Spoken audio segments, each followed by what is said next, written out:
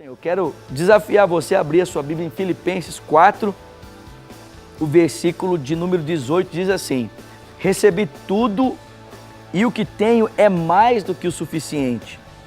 Estou amplamente suprido agora que recebi de Epafrodito os donativos que vocês me enviaram. São eles uma oferta de aroma suave, um sacrifício aceitável e agradável a Deus.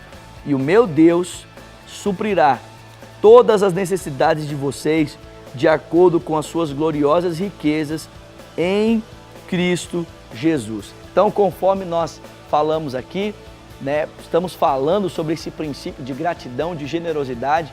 Uma das pessoas que ensina isso de uma forma muito clara para nós no Novo Testamento é o apóstolo Paulo.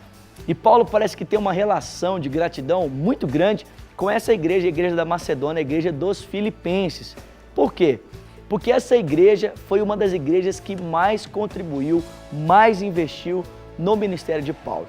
Paulo, nesse momento, quando escreve essa carta, estava preso em Roma na sua primeira prisão domiciliar, e o texto bíblico diz que, preso a um soldado impossibilitado de trabalhar, Paulo dependia da generosidade dos irmãos. E olha o que a Bíblia diz.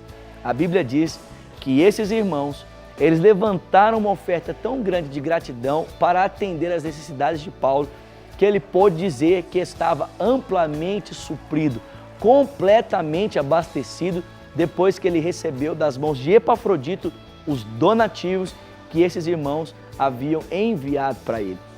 Então, gente, a generosidade é algo muito importante nas nossas vidas, né? Quando a gente percebe alguém em condição de necessidade, a gente percebe que alguém está precisando, né? A Bíblia, ela nos mostra que o Espírito Santo mesmo toca o nosso coração para que a gente possa, abrir o coração e atender às necessidades dessas pessoas, atender às necessidades que essa pessoa está demonstrando por causa da ausência de recursos, a ausência de suprimentos.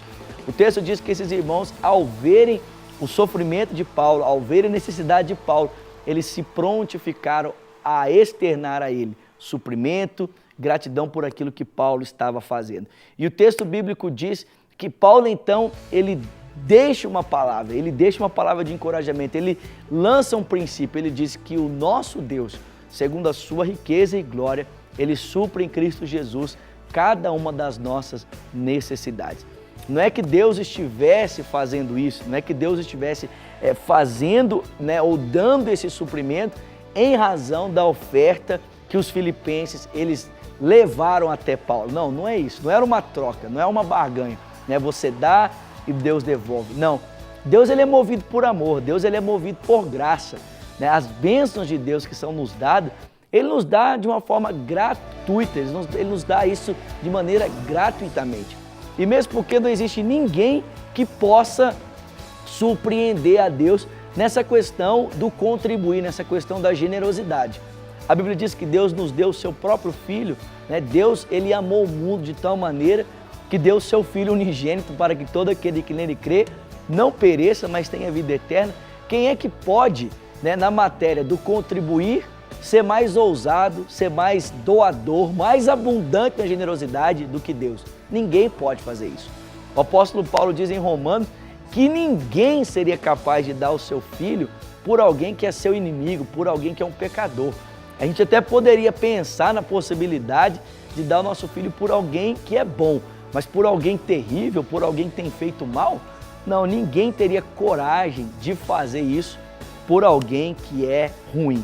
Mas o texto bíblico diz que Deus prova o seu amor para conosco no fato de que Cristo morreu por cada um de nós, sendo nós ainda pecadores.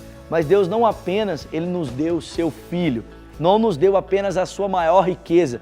Paulo diz que se ele não poupou o seu próprio Filho, em Romanos 8, antes o entregou, como não nos vai dar juntamente com ele todas as coisas? Então olha só, o Deus que não poupou, Deus o nosso Pai, que não nos poupou o seu Filho, ele não vai nos poupar, ele não vai nos privar de recebermos as outras coisas. Pelo contrário, Deus criou tudo e ele confiou os cuidados da criação nas nossas mãos, nos deu amplo suprimento através da criação, nos dá a sua provisão, nos dá vida, nos dá saúde, nos dá alegria.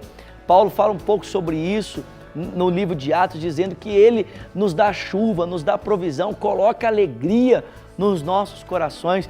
Isso é fruto da sua graça, gente.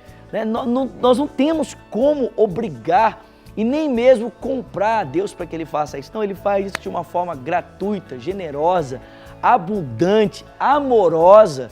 Mas o Paulo, ele declara para nós que esse Deus, Ele quer suprir, através de Cristo Jesus, cada uma das nossas necessidades. Então, Paulo, o que Paulo está querendo dizer aqui? Ele está querendo dizer que quando nós somos generosos, nós nos assemelhamos à maneira como o nosso Pai age. Porque assim como o Pai está interessado em suprir as nossas necessidades, Paulo diz que nós também devemos ter esse aspecto da generosidade no nosso coração e estamos também decididos a suprirmos as necessidades dos nossos irmãos, né?